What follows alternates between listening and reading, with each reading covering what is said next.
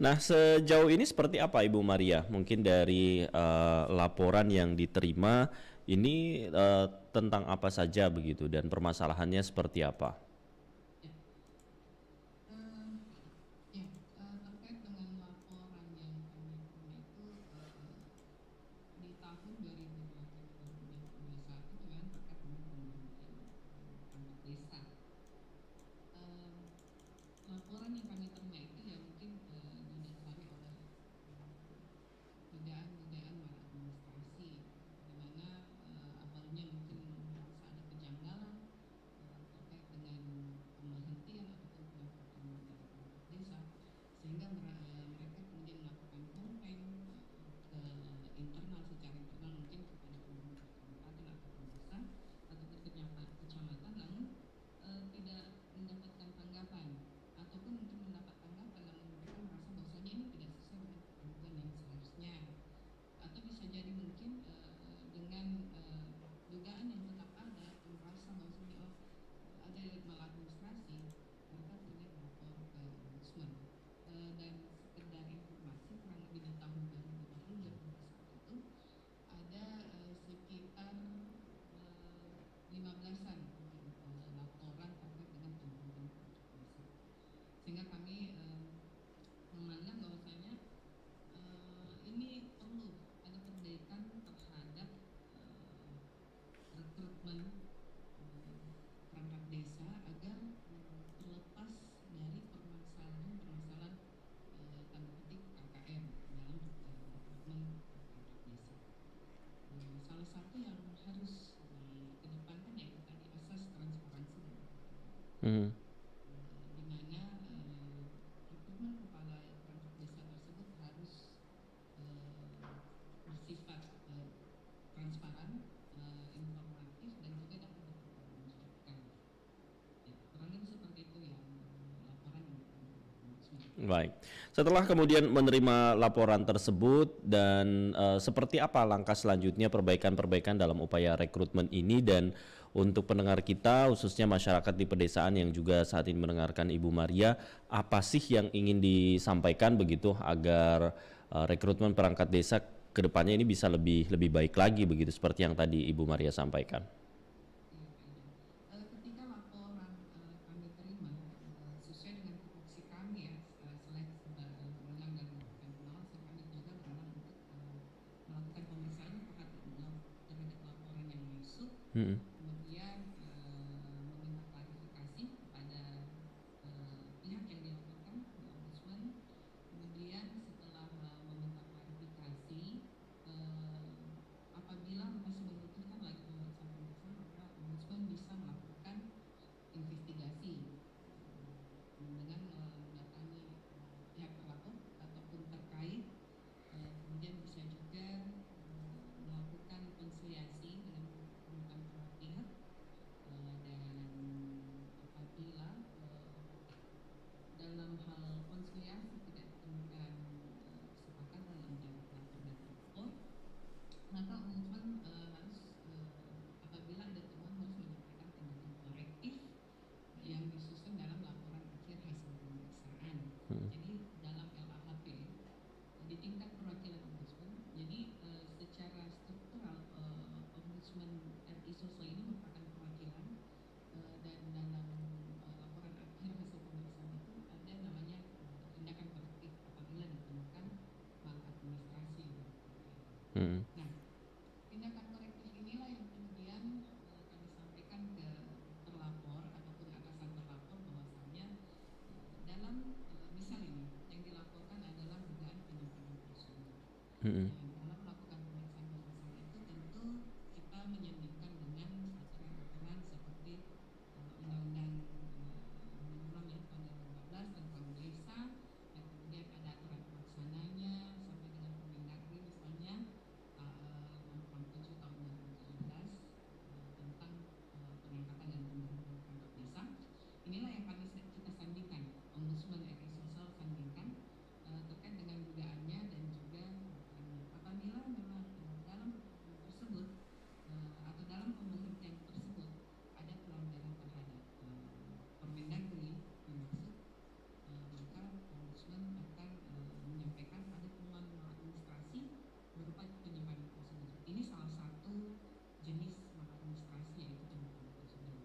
Sehingga setelah menyampaikan bahwasanya ini ada temuan, maka ombudsman akan menyampaikan tindakan korektif.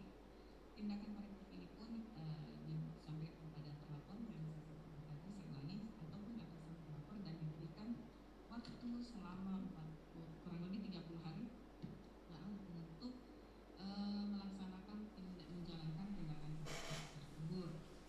Dan kami juga memberikan kesempatan kepada pihak terlapor yang diminta tindakan korektif untuk berkoordinasi dengan kami dalam menjalankan tindakan korektif tersebut, seperti itu Pak Edi. Dan itu jadi kami boleh saya tambahkan, Silakan Bu Maria. tersebut dilakukan oleh kasistenan pemeriksaan.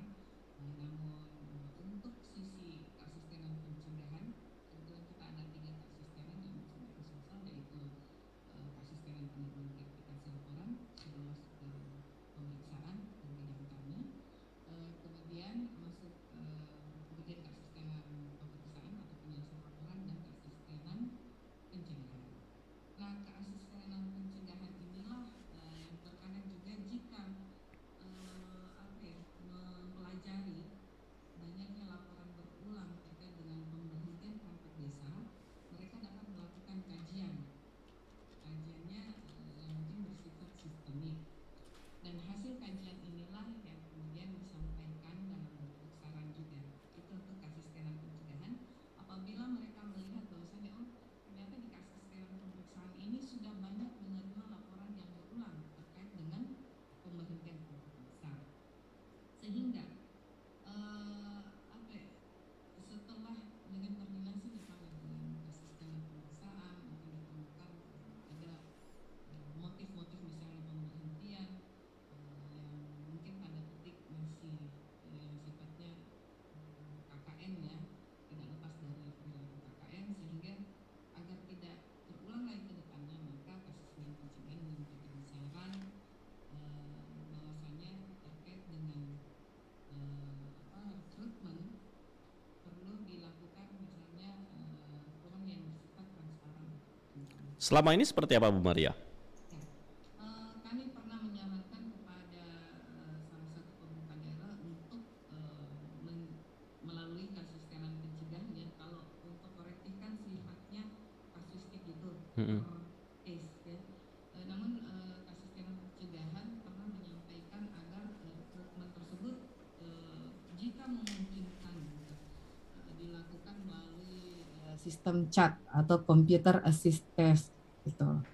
Karena mengingat kalau untuk rekrutmen kepala desa mungkin sudah ada, pernah ada ya di Jawa itu sudah banyak itu untuk kepala desa.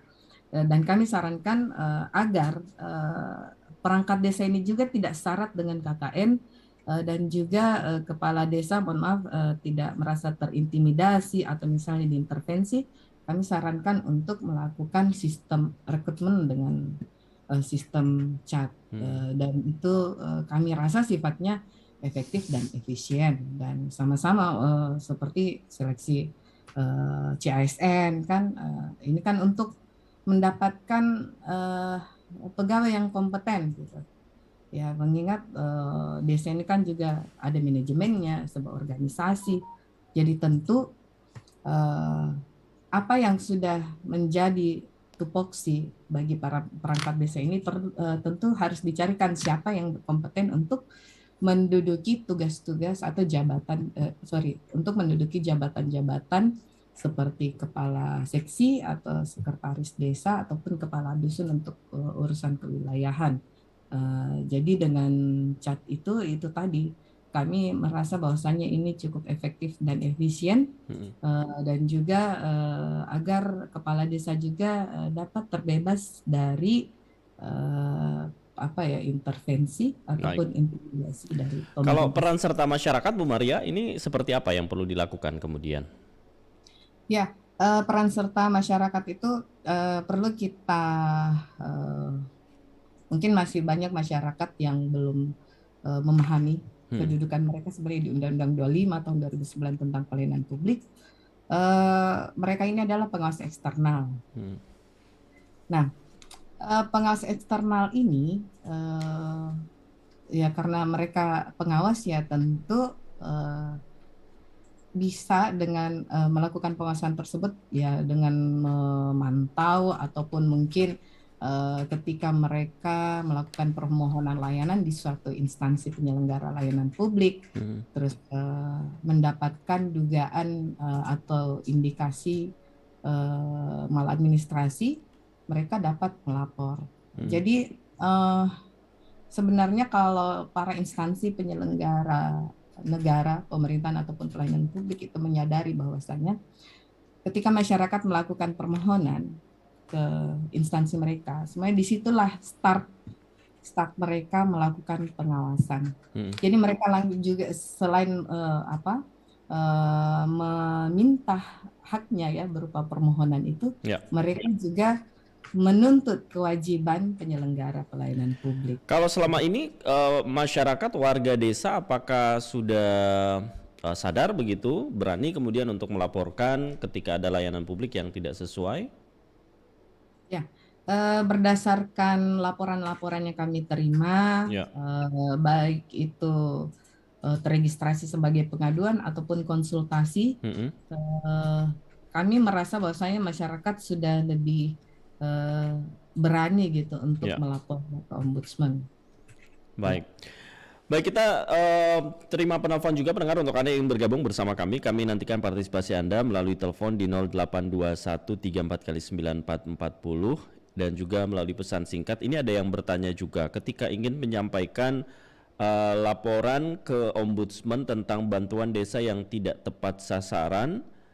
Jangan orang yang mampu yang dapat bantuan sedangkan yang mampu tidak dapat bantuan. Berharap harusnya ada pengawasan langsung dari pemerintahan setempat dan mohon Ombudsman untuk ini saran katanya yang diminta. Seperti apa ketika ingin menyampaikan laporan seperti ini. Tapi sebentar dibahas, ditanggapi Bu Maria ya. Kita jeda dulu sejenak pendengar, kami akan kembali sesaat lagi di Kiprah Desa.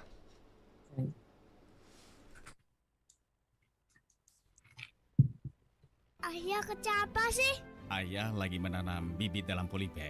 Terus ayah untuk apa? Adek, menanam pohon itu manfaatnya sangat besar. Salah satunya memulihkan dan meningkatkan fungsi lingkungan, baik sebagai pengatur tata air dan pelindung dari polusi. Oh, begitu ayah.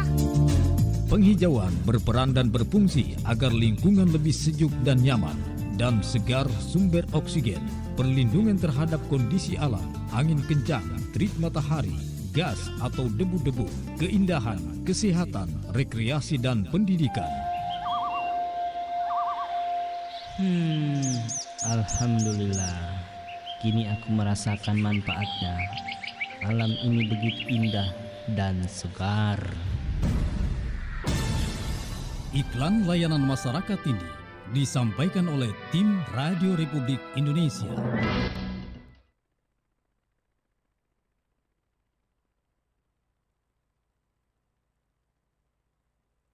RRI Playgo. Dengan satu sentuhan, Anda bisa mengakses Pro 3, Suara Identitas Keindonesiaan, Voice of Indonesia, Channel 5, RRI Radio untuk mengakses jaringan RRI Radio Pro 1, Pro 2, Pro 4, RRI Net, tonton apa yang Anda dengar, RRI Online, RRI 30 Detik, Beyond, RRI Max, Editorial. Hanya dengan satu aplikasi, RRI Playgo.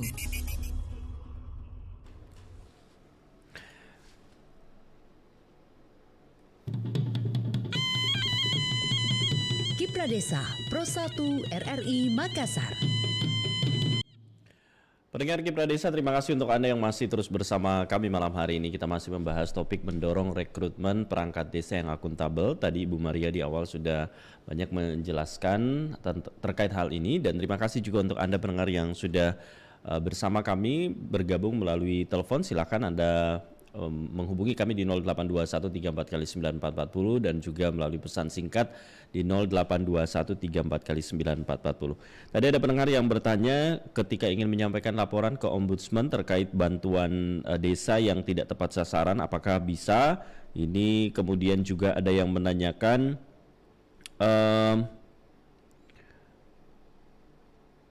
Dari Pak Zahran, Ombudsman harus turun lapangan melihat perangkat desa karena di desa perlu ada pengawasan yang ketat. Dan pendengar, untuk pertanyaan Anda kami ucapkan terima kasih. Kita segera mendengarkan tanggapan dari Ibu Maria. Silakan Bu Maria.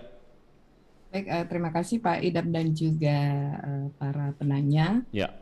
Saya tidak sempat ingat namanya. Jadi ya, tadi sebenarnya secara umum saya sudah menggambarkan mengenai bagaimana jika laporan tersebut ditindaklanjuti. Nah, khusus terkait dengan pertanyaan pertama, bagaimana apabila ada bantuan yang mungkin tidak tepat sasaran ya, dilaporkan ke Ombudsman. Ya, ketika warga atau masyarakat merasa ada apa ya terkait tidak tepat sasaran, itu berarti bisa jadi tidak sesuai dengan ketentuan yang ada gitu ya. Dalam hal ini misalnya penyimpangan prosedur ataupun penyalahgunaan wewenang.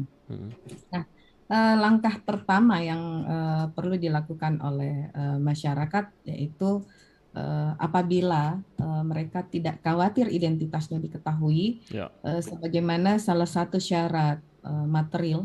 Ya, jadi kami itu ada di Ombudsman itu ada syarat formil dan material dalam menyampaikan laporan di Ombudsman. Kalau untuk formil kan terkait dengan identitas dan legal standing pelapor, dan untuk materialnya salah satunya yaitu masyarakat tersebut atau pelapor tersebut sudah menyampaikan laporan ke instansi terlapor. Jadi begini, kenapa salah satu syarat materialnya seperti itu? Karena di Undang-Undang 25 tahun 2009 tentang pelayanan publik, ini yang sering dilupakan mungkin para penyelenggara pelayanan publik atau penyelenggara pemerintah. Ketika itu agar memenuhi standar pelayanan publik sebuah instansi, maka para instansi itu seharusnya menyediakan unit pengelolaan pengaduan. Sehingga ketika kami menjadikan syarat tersebut melapor ke internal pemerintah tersebut sebagai syarat material, itu sebenarnya untuk mengetahui bahwa apakah penyelenggara negara atau penyelenggara pelayanan publik tersebut memiliki unit pengelolaan pengaduan. Seharusnya hal tersebut berjalan sejak 2 tahun setelah adanya Undang-Undang Pelayanan Publik. Itu harus lengkap, harus ada. Nah, masyarakat melakukan ceritanya, menyampaikan dulu ini keberatannya. Taruh lagi nih. Masyarakat ini misalnya korban langsung gitu. Tidak menerima bantuan, tapi si B misalnya menerima bantuan. Sementara dia merasa bahwa si B ini kan secara kasat mata ya ekonominya gitu di atas si A gitu, menurut penilaian si B. Nah, si B merasa selain penyimpangan prosedur bisa jadi ada diskriminasi. Gitu. Itu juga diskriminasi merupakan jenis maladministrasi lainnya. Nah, masyarakat si A ini kemudian menyampaikan keberatan kepada instansi teknis yang mendistribusikan bantuan dengan menanyakan bahwasanya kenapa saya tidak menerima bantuan begitu. Taruhlah di tahun ini, tahun 2021 tahun lalu. Apabila si ini dalam status pelapor itu tidak dirahasiakan misalnya, karena kami juga membolehkan identitas pelapor sesuai dengan undang-undang dapat dirahasiakan. Baik. Ibu Maria, mohon maaf karena waktu kita sangat terbatas begitu. Tinggal 2 menit terakhir kebersamaan kita. Mungkin boleh singkat sebelum ditutup dengan closing statement. Mudah-mudahan kita bisa lanjutkan di kesempatan mendatang. Baik Pak Idam. Sebelum saya lupa, mohon di save nomor Ombudsman untuk pengaduan 0811. Boleh dicatat untuk Pak Zahran tadi yang bertanya. Iya. 0811 2363 737. Ya. Nah, baik, secara ringkas saya itu gambarkan ya. Apabila sudah melakukan pengaduan di instansi terlapor, namun tidak ditanggapi dalam waktu 14 hari, bisa langsung menyampaikan pengaduannya ke Ombudsman. Namun apabila laporannya atau pengaduannya ke instansi tersebut ditanggapi, namun si pelapor ini merasa bahwasanya masih tidak puas atau misalnya ini tidak sesuai dengan ketentuan yang seharusnya, masih ada diskriminatif, Ya. mereka bisa melaporkan ke ombudsman tanpa menunggu waktu 14 hari. Oke. Kemudian apabila memenuhi syarat formil material, masuklah ke bagian pemeriksaan. Termasuk tadi bisa menghubungi nomor yang tadi Bu Maria sebutkan. Di situ akan disampaikan secara detail mengenai gambaran mekanisme pengelolaan pengaduan apabila mereka melapor ke. Mungkin ada sedikit kesimpulan 1 menit terakhir Bu Maria terkait topik kita malam hari ini, silahkan. Ya, sebenarnya penyelenggaraan pelayanan publik itu dapat berjalan dengan baik sesuai dengan asalkan pemerintahnya berkomitmen. Ya, jadi membersihkan kalau membersihkan sesuatu yang kotor-kotor itu, taruhlah ibarat tangga ya, itu harus dari atas dulu. Atasnya barulah ke anak tangga paling bawah. Dan apabila untuk membangun sebuah ibaratnya gini, kalau untuk mengokohkan sebuah instansi yang baik, mulailah dengan membangun fondasi yang kuat, seperti itu mungkin. Jadi sebuah penyelenggaraan pelayanan publik dapat berjalan baik apabila atasannya atau pemimpinnya itu memberikan contoh yang baik, ada komitmen dan juga jelas antara punish and reward. Itu harus mereka selalu tuangkan dalam komitmen bersama. Baik. Bukan sekedar tanda tangan komitmen bersama saja. Baik, Ibu Maria, ini mudah-mudahan kita bisa lanjutkan di kesempatan mendatang tentunya ya, bersama Ombudsman RI Perwakilan Sulsel. Pendengar, insya Allah di kebersamaan kita selanjutnya kita bisa bersama kembali dengan Ibu Maria Ulfa ya untuk menjelaskan berbagai hal. Terima kasih banyak Ibu Maria Ulfa. Baik, kami mohon maaf karena waktunya sangat terbatas, dan selamat melanjutkan kembali aktivitas malam hari ini. Sehat selalu. Assalamualaikum warahmatullahi wabarakatuh Ibu Maria. Assalamualaikum warahmatullahi wabarakatuh. Terima kasih rekan-rekan Pro1. Terima kasih Ibu Maria. Baik pendengar, demikian kebersamaan kita dengan Ibu Maria Ulfa, Asisten Muda Ombudsman RI Perwakilan Sulawesi Selatan, sudah menjelaskan terkait topik kita mendorong rekrutmen perangkat desa yang akuntabel. Dan pendengar, kami cukupkan hingga di sini pukul 8 waktu Indonesia Tengah. Selanjutnya kami bergabung dengan Pro 3 RRI untuk mengikuti Warta Berita. Assalamualaikum warahmatullahi wabarakatuh. Assalamualaikum. Izin lift ya. Kiprah Desa Pro1 RRI Makassar. Kanal Inspirasi 94,4 FM Pro1 RRI Makassar.